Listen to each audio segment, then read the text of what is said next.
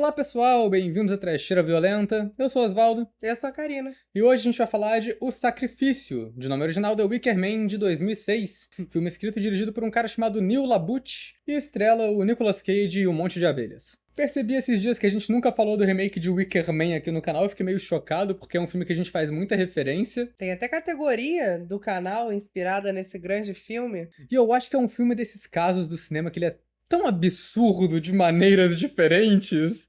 É aquele tipo de filme que você vê e você se pergunta como isso foi feito. É o tipo de filme que só é o que é graças ao Nicolas Cage. É até difícil falar que o Nicolas Cage salva o filme, porque eu acho que ele não salva. Ele adiciona o meme, né, que o filme virou, mas é um filme muito sofrido. O Nicolas Cage salva o filme do esquecimento.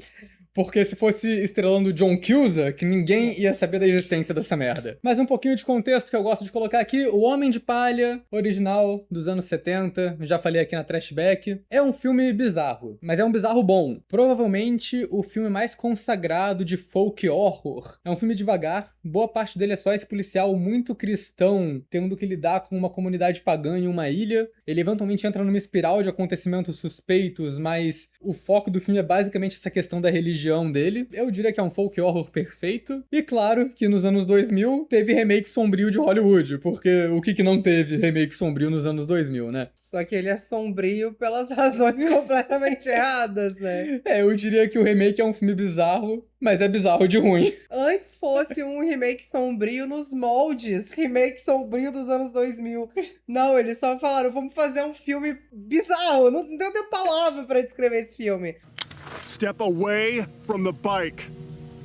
A gente gosta muito de Nicolas Cage aqui no canal, evidentemente. E esse é um dos principais filmes meme da categoria Nicolas Cage surtando. Ele nesse filme tá tão exagerado. Talvez seja um dos únicos casos que eu já vi, a coisa mais peculiar de todas, que o filme viralizou com uma cena que é um extra do DVD. A cena mais famosa desse filme é uma cena excluída. A famosa cena do Not the Beast. Isso é incrível. Oh, no, not the beast! Not the beast!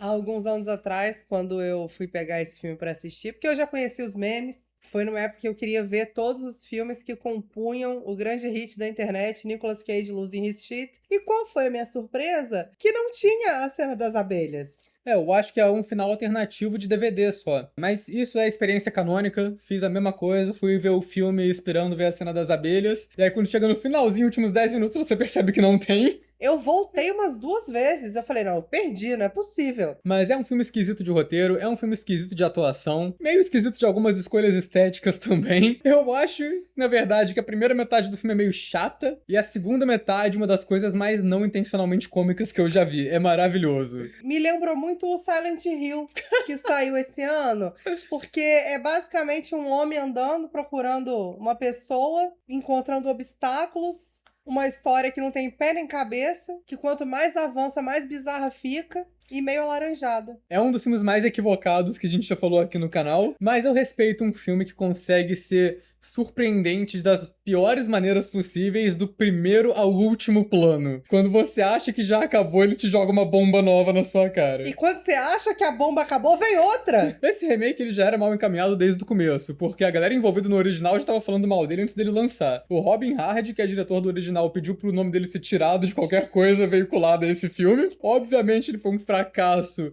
de críticas e bilheterias, e ele foi salvo da lata de lixo da história exclusivamente de meme. Eu acho isso tudo maravilhoso. Mas antes da gente falar mais do filme, vou pedir pra vocês se inscreverem no canal se vocês não forem inscritos ainda. Comentem aí embaixo se vocês assistiram O Sacrifício com o Nicolas Cage, se foi um sacrifício pra vocês assistir esse filme. Ainda bem que você fez essa piada. Deixem outras recomendações de filmes pra gente falar aqui no canal também. E acompanhe a gente nas redes sociais, os links estão aí na descrição do vídeo. Se você gosta do nosso trabalho aqui na Trecheira, então seja membro. Quando você é membro, você ganha acesso a conteúdo exclusivo, escolhe uns filmes que a gente fala aqui no canal através de votações, e também apoia a gente, que é sempre bem importante, né? E também ganha acesso antecipado aos vídeos quando for possível. Já vamos deixar aqui o aviso de spoilers. Esse filme tá fazendo 20 anos esse ano, então já passou da hora de ter spoiler dele, então é isso, tá liberado. Mas é isso. Então vamos pra trama. O Sacrifício é sobre Edward Malus, que é o Nicolas Cage policial. Ele um dia recebe uma carta da ex-noiva dele, que tá morando em uma comunidade isolada, numa ilha privada, pedindo ajuda porque a filha dela desapareceu. Daí Nicolas Cage vai pra essa ilha investigar o desaparecimento da menina, e eu não sei como essa trama vai parar em Nicolas Cage vestido de urso, socando uma mulher na cara, mas isso aconteceu. Eu já abri esse filme com uma boa gargalhada, porque o primeiro plano dele é tipo uma paisagem de montanhas californianas extremamente alaranjada e surge o nome do Nicolas Cage em Papyrus nos créditos. O Papyrus, eu chorei de rir, cara. Os créditos iniciais inteiros em Papyrus. E é foda, porque Papyrus nem era meme na época. Os caras parecem que estavam com uma bola de cristal de meme nesse filme. Mas pra dar o crédito, eu acho que esse filme tem um exagero que deixa ele bem cômico, mas a parte técnica dele tem coisinha legal. É um filme muito bem fotografado, muita cena bonita aqui. A trilha sonora é atmosférica e bem macabra, e eu fiquei surpreso de ver que ela foi feita pelo Ângelo Badalamenti, que é o compositor de Twin Peaks e outras obras de David Lynch. E eu também acho a arte desse filme muito bonita, porque essencialmente ele é um filme de culto pagão, igual o filme original, e com isso você tem os rituais, ambientes, cenários e os figurinos que vêm com o culto pagão, que é tudo muito customizado. Os cenários da ilha tem coisa muito legal, tipo o laboratório da mulher. Adoro cenas de laboratório que tem animal em conserva, umas coisas bizarras em conserva. Acho muito incrível. A sequência toda no final, quando o Nicolas Cage vai descobrindo que a situação é mais bizarra do que ele previu, vai mostrando umas cenas bizarras que são bem legais. Fazem algum sentido? Óbvio que não, mas são legais. Tem o cenário das ruínas e criptas antigas que o Nicolas Cage vai explorar, e aí tem a cena dele entrando numa água parada, numa cripta que tá submersa, e ele encontra uma estátua de Jesus lá embaixo, uma representação visual ali de que esse povo abandonou o cristianismo. E eu acho legal que todo o culto pagão da ilha tem essa temática de abelha, tanto por ser um matriarcado que segue a abelha rainha, mas também porque a produção principal, né, da ilha é mel. E pra mim o cenário mais bonito do filme é o apiário, que o Nicolas Cage esbarra em uma cena, literalmente esbarra porque ele fica distraído e soca a bicicleta dele numa colmeia. Eu gosto muito do estado constante de afobação que o Nicolas Cage transmite nesse filme. Mas o apiário é todo feito num campo, com essas colmeias enormes que estão em uns caminhos recortados em forma de hexágono, como se fosse uma grande colmeia que ele tá ali. E o design hexagonal também é usado em outras partes de arquitetura do filme, que eu acho bem legal. A última vez que isso foi tão bem usado foi em Candyman, que tinha as feridas com coisa de abelha. Por mais clichê que possa ser, eu gosto muito da cena final. Eu acho a cena linda visualmente. O boneco de palha enorme, o fogo, o ritual, eu acho tudo muito legal. E surpreendentemente bem feito. Para um filme que tem uma qualidade extremamente questionável em diversos aspectos, ele é bem executado. É, sim, eu acho a técnica dele muito boa. O problema dele acaba caindo no que a galera mais analisa de filme, né? Que é roteiro e atuação. É um filme que ele meio que não encontra tom nenhum o tempo todo. Ele muda de tom muito rápido, é tudo muito exagerado. O começo do filme, cara, é o Nicolas Cage, policial, patrulhando por aí com sua moto. É uma cena tão engraçada pelos motivos errados. Ele vê a garota jogando a boneca pela janela do carro, para o carro pra devolver a boneca, pra dar um esporro na garota. A garota é desaforada, joga a boneca pra ele pegar. E eu acho até engraçado a cena que ela prepara como se Nicolas Cage fosse ser atropelado, que ele que tá no meio da rua abaixando pra pegar a boneca. Mas do nada aparece um caminhão e bate no carro e explode tudo. Como se isso já não fosse engraçado o suficiente, essa cena é repetida várias vezes em lembranças dele, só que de formas muito cômicas. É a menininha que ele tá achando que é a garota do começo do filme no navio, de repente, em cima do navio vem o caminhão e atropela a garota, e você fica, quê? O jump scare do caminhão fantasma acompanha o Nicolas Cage o resto da trama toda. Eu acho que tudo isso tá no filme pra dar uma motivação pro personagem, né? Aquilo, por que que ele tá querendo tanto encontrar essa garota da ex-noiva dele? Ah, porque ele tá traumatizado com essa uma garota que ele deixou morrer na introdução e ele tá querendo compensar salvando essa outra menina. Mas uma parada que eu acho que não fica clara é o quanto isso foi manipulado pelo culto da ilha Summer Isle e o quanto isso foi sobrenatural, porque a garota que tá no acidente de carro, ela é a menina da foto que ele tá procurando, né? Ela é a mesma atriz, eu acho, usando a Maria Chiquinha Loura, usando a mesma roupa, aquele casaco vermelho, que aliás, todas as garotas desse filme usam a mesma roupa, que é sempre pra ele achar que é a garota que ele tá procurando, mas não é. Eu não sei se isso é pra mostrar como ele tá enxergando essa menina que ele deixou morrer em todos os lugares, ou se é pra mostrar que esse acidente todo no começo do filme foi um tipo de alucinação. No começo do filme, os outros policiais falam que não conseguiram encontrar corpo nenhum no acidente. Então tem um quê de sobrenatural rolando ali. Mas por mais que esse filme tenha muito diálogo expositivo explicando tudo no final, isso eles só não mencionam mais. A Ilha Summerisle é o típico lugar de filme de terror onde todo mundo é extremamente suspeito o tempo todo, desde o primeiro minuto que Nicolas Cage pisa lá. Suspeito e apático. Nossa senhora, dá vontade de botar um feijão ali, um ferro pra essa galera comer, pra ver se dá uma acordada. É porque eles só comem mel, né? Nicolas Cage imediatamente chega lá e vai pra um bar que também é uma estalagem, e eu fiquei me perguntando por que tem uma estalagem na ilha privada que não pode entrar ninguém. E o filme vira Nicolas Cage tendo um choque de cultura com essa sociedade matriarcal da ilha. E nisso, o Nicolas Cage é bem escroto, né? Isso é um pouco parecido com o original. Só que no original, acho que é um pouco mais o protagonista ficando horrorizado com essa galera que não é cristã, uma religião diferente da dele. E ele é meio escroto também porque acho que demora pra ter um indício de algo errado acontecendo naquela ilha. O Nicolas Cage aqui, acho que ele tem confirmação de que tem algo suspeito acontecendo desde o começo, porque todo mundo é suspeito. Mas ele é um investigador muito ruim também. Não tá preocupado em entender a sociedade que ele tá investigando. Ele só grita com todo mundo o tempo todo, é extremamente sem paciência, ele não deixa ninguém terminar uma frase sem ele interromper as pessoas. Ele é mal educado, afobado. Como é que ele quer arranjar resposta se ele não deixa ninguém falar? E não precisa nem botar isso na conta de que, ele está muito preocupado com a filha dele. Porque antes dele descobrir que a garota é filha dele, ele já estava um péssimo investigador. Não, eu diria, inclusive, que no começo, quando ele vai pra ilha, ele tem o primeiro encontro com a ex-noiva, ele demora pra chegar no assunto sua filha sequestrada. A primeira parte do diálogo parece que é toda ele tirando satisfação de por que ela deixou ele. Observação, isso eu acho muito crível.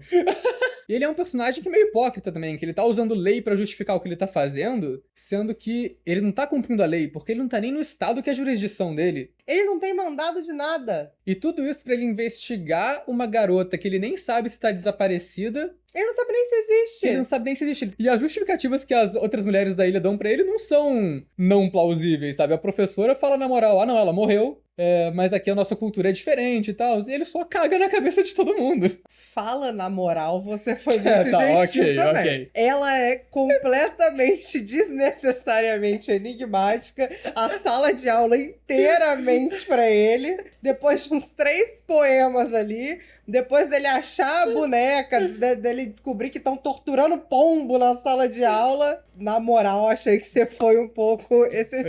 Eu aceito essa.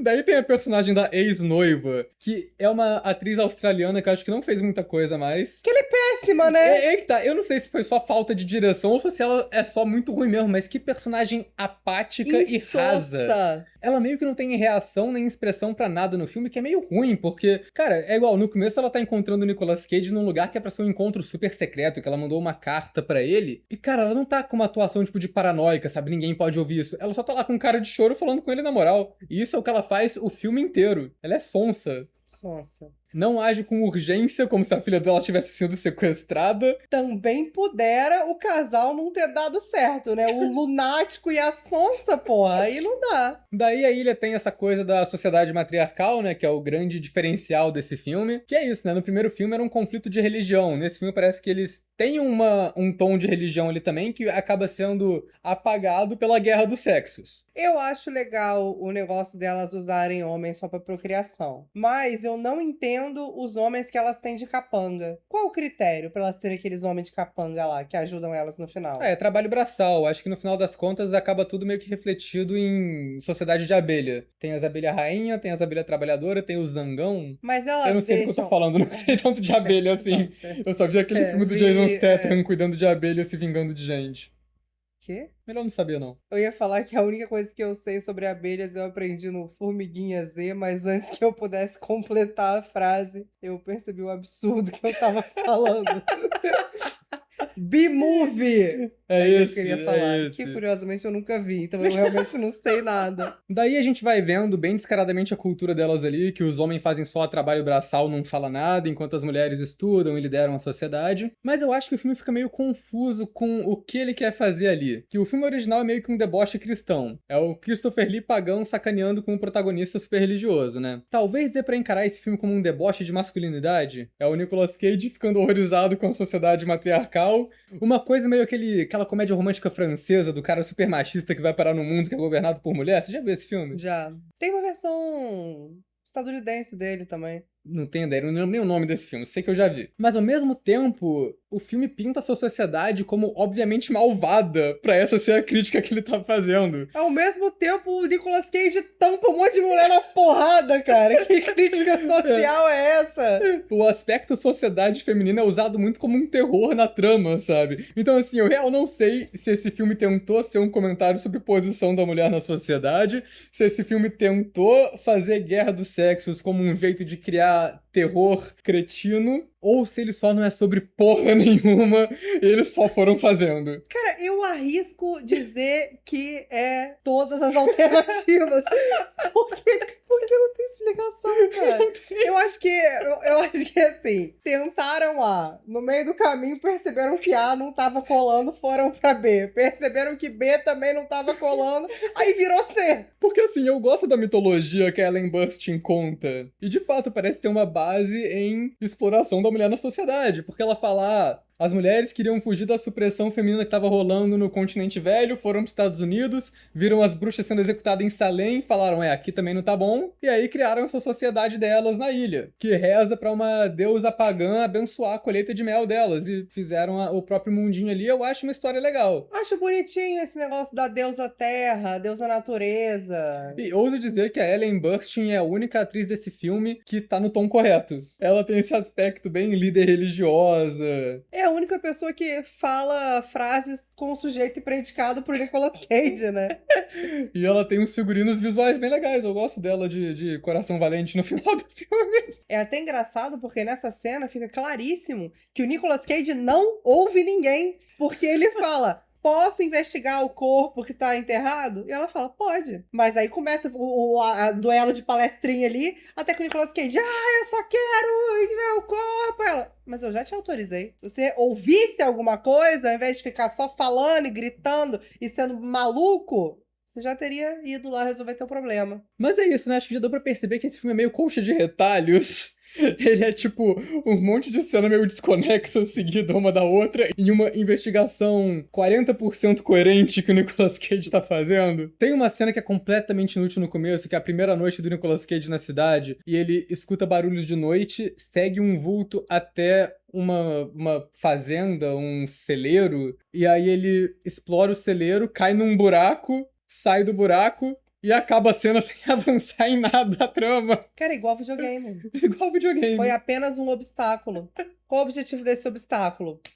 Obstáculo. Daí tem o celular do Nicolas Cage, que no começo ele o tenta usar no bar, que a gente vê o sinal caindo. Aí beleza, ele não vai conseguir pedir ajuda. Mas no final do filme, quando ele tá fugindo com a filha, ele recebe uma ligação que ele começa a pedir ajuda pro policial amigo dele lá do começo do filme. Isso acaba não sendo relevante, mas eu fiquei me perguntando se foi uma cena que eles colocaram, caso tipo, a audiência teste não gostou do final, vamos fazer o final de remake hollywoodiano, que no final a cavalaria chega pra salvar do final pessimista, sabe? Parece que foi um preparo pra isso acontecer caso precisasse. E o filme também tem um monte de corte que o diretor fez pra tentar abaixar a classificação indicativa, o que às vezes é bem evidente. O ideal seria ele abaixar a classificação indicativa até para ninguém.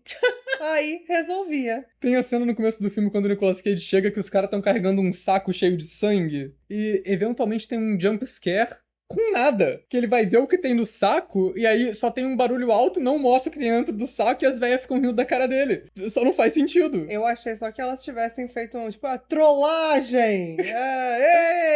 Não tem nada no saco. O que tem no saco? Isso aqui, ó. Daí tem o cara do avião que leva o Nicolas Cage pra ilha, que é assassinado talvez um pouco de graça. Tipo, ele era o cara que levava suprimentos do continente pra ilha, faz sentido elas matarem eles, elas não vão ter que arranjar outro cara pra fazer os voos depois. Me parece um trabalho desnecessário. Toda essa parte da comunicação da ilha com o mundo externo me é confusa, mas eu não me importo o suficiente pra refletir sobre. Mas eu achei engraçado que o Nicolas Cage encontra um maluco, tipo, pálido, morto, há horas, sem olho, sem boca, e ele fica cutucando o cara. Ô, tá bem? Nicolas Cage nesse filme, cara, ele não tem uma gota de bom senso e discernimento no corpo dele, cara. Não tem nada. O Nicolas Cage tem alergia à abelha, e daí, depois da cena que ele soca uma bicicleta numa colmeia gigante sem querer, ele quase morre porque é picado. E daí, na cena final do filme, que é a famosa cena do Not the Bees, a galera joga, tipo, 100 abelhas na cara dele. Era pra ele morrer só, se ele realmente fosse alérgico nesse nível. Cara, assistindo a cena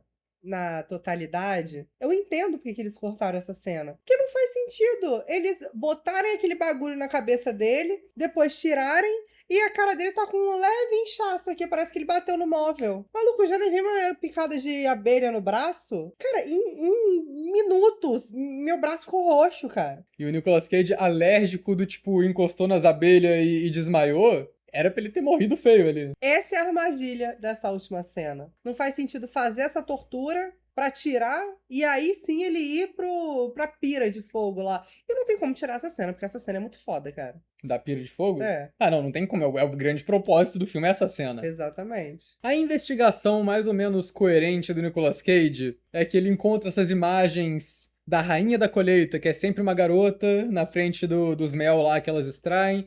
A imagem do último ano, que era pra ser a filha dele, tá faltando. Aí ele vai falar com a doutora médica e fotógrafa da ilha, que é a Frances Conroy, de American Horror Story. Fazendo o mesmo personagem, né? É. Sempre uma velha sonsa. Aí o Nicolas Cage lê o livro de ritual ancião conveniente dela e acha que queimaram a garota ou que vão queimar a garota no futuro. Porque isso, na verdade, é estabelecido desde o começo, a colheita de mel delas está em crise. Quando ele vai comer um negócio lá na estalagem e elas estão usando um mel industrial ao invés do mel que elas estão colhendo. Eu acho muito bom quando ele tá conversando com a professora e aí tem um joguinho de palavras, que em inglês faz mais sentido do que em português. Que ela fala she'll burn to death, que é futuro. E aí ele fica... Aí ela, she burned to death, que é passado. E ele...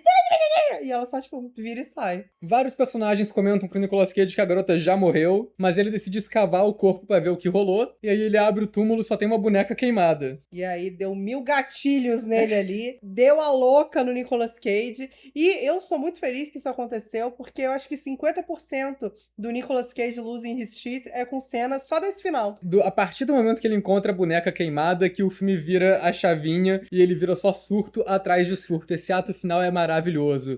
A cena dele perguntando pra ex-noiva da boneca queimada também é meio meme. Eu assisti o filme hoje à tarde, né? Eu tô há umas 5 horas, a minha cabeça, ela só repete How to get burned! How to get burned! How to get burned! Eu não consigo fazer atividade simples sem ficar falando isso sozinha o tempo inteiro. How to get burned? How to get burned? How to get burned? I don't know! Mas a atuação do Nicolas Cage, ela vai ficando progressivamente mais exagerada ao longo do filme. E depois que ele descobre que é pai da garota, que desapareceu, mas aí ele fica mais determinado e mais maluco. Cara, o final desse filme é uma sequência de pedrada. É o Nicolas Cage achando que a garota vai morrer num ritual, aí ele começa a procurar pela cidade, e aí ele vai abrindo portas aleatórias, vê homem deformado na cama, vê mulher cheia de abelha no corpo. Cara, esse Silent Hill novo purinho.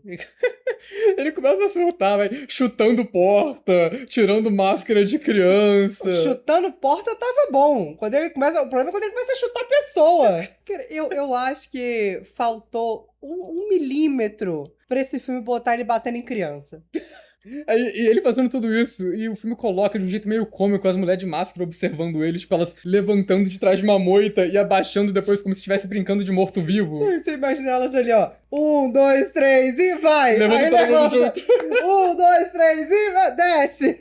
Aí tem uma sequência enorme do Nicolas Cage batendo em mulher. Tem o timing cômico não intencional disso, ele chegando lentamente, descendo a escada pra chegar na frente da mulher lá, da bartender, e só dá um socão do nada na cara dela. Aí ele chuta a garçonete na parede igual o Bruce Lee. Ele se vestindo de urso indo pro desfile, eu achei ótimo, porque ele sabia onde ia ser esse desfile, parecia ser meio do mato. Sei lá, esse final todo, o Nicolas Cage, em entrevistas, jura que eles fizeram uma comédia absurdista de propósito. O Nicolas Cage fala isso? Fala. Não fizeram. É tipo o final de Artista do Desastre, sabe? Não fizeram. O Tommy Wiseau falando, não, eu fiz de propósito The Room assim. Não fez. Toda essa insanidade leva pra cena final, que é meio cafona, tipo, ele descobre que ele confronta todas as mulheres da cidade juntas e descobre que foi tudo planejado o tempo todo. A ex-noiva e a filha dele fizeram parte da conspiração, que talvez justifique ela ser meio apática o filme todo. Mas sei lá, o foda é que ela continua meio apática, com a mesma cara no final. Eu preferia até que ela fosse bem Crazy Joe das ideias e no final fosse doidinha. Tem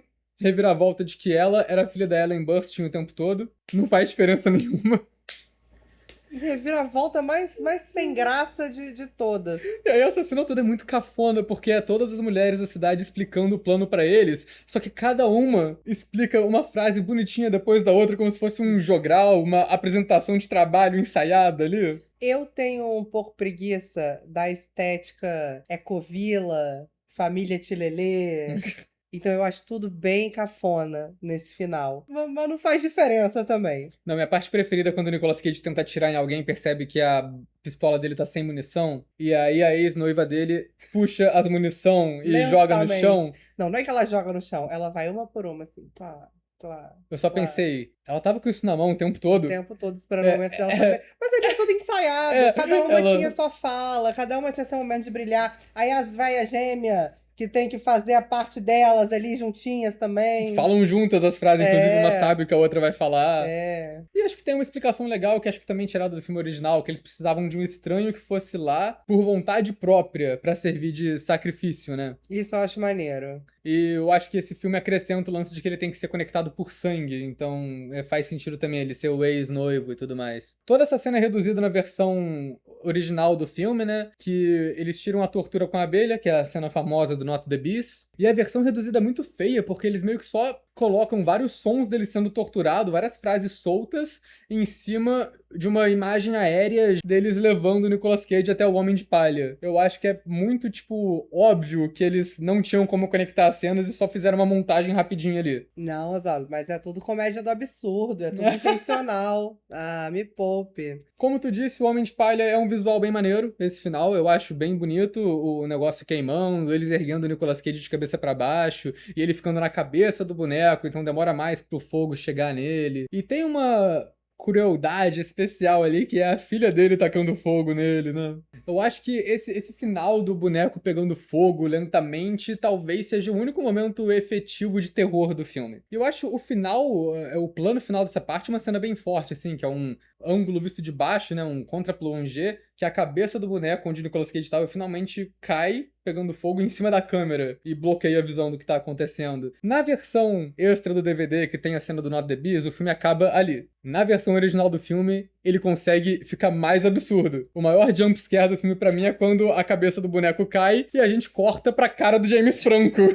Mas a gente falou da ex-noiva do Nicolas Cage, que é a Paty, com a atriz ruim, mas a amiga dela tá pau a pau ali, hein? Nossa senhora! A menina mal abrir a boca pra falar, abre. Tem esse epílogo no filme do James Franco indo dar em cima das garotas na ilha, num bar fora da ilha, pra mostrar que ele, vai acontecer de novo, hein? Não! E quando tu acha que o absurdo acabou, sobe a cartela final. Para Johnny Ramone. Eu fiquei, o quê? Johnny Ramone, o guitarrista do Ramones? O que ele tem a ver com isso? Eu fui pesquisar e descobri que é porque foi o Johnny Ramone que apresentou o Wicker Man original pro Nicolas Cage. É umas conexão bizarra. E eu vou falar, eu li outra parada que o Nicolas Cage, na época, nos anos 2000, ele falou numa entrevista que ele gostaria de fazer uma continuação de Wicker Man, dirigida pelo Hideo Nakata do Chamado, que se passasse no Japão e ele interpretasse um fantasma do personagem dele. O Nicolas Cage se passa às vezes também, né? Eu acho que o Hideo Nakata nunca se fingiu tão de morto na vida dele. O Nicolas Cage, eu sou fã do Nicolas Cage, um cara aí viciado em viver, tal, viciado em se divertir, mas se passa às vezes também. Mas é aquilo também, né? Quem não chora não mama. Mas é, um filme que acho que a gente demorou muito pra falar aqui na Trecheira, eu tô feliz que a gente finalmente chegou nele. Esse filme, acho que ele honra o significado do tão ruim que é bom. Ele é realmente engraçado, é divertido, nada faz sentido e tem sempre alguma coisa bizarra acontecendo pra ser legal. Dei gostosas gargalhadas. De verdade, assim, cara, que filme engraçado. É uma merda, mas é muito bom. Categoria aquela que só tem uma, né? Trecheira, né? Trecheira. Mentira! My Eyes, pô! Ah, My não, pior que Eyes! eu nem acho que seja. Mas tem que ser, porque... O My Eyes é honorário, né? Mas é porque ele não é ruim pra estar no My Eyes. Não, mas ele é a origem do My Eyes. É.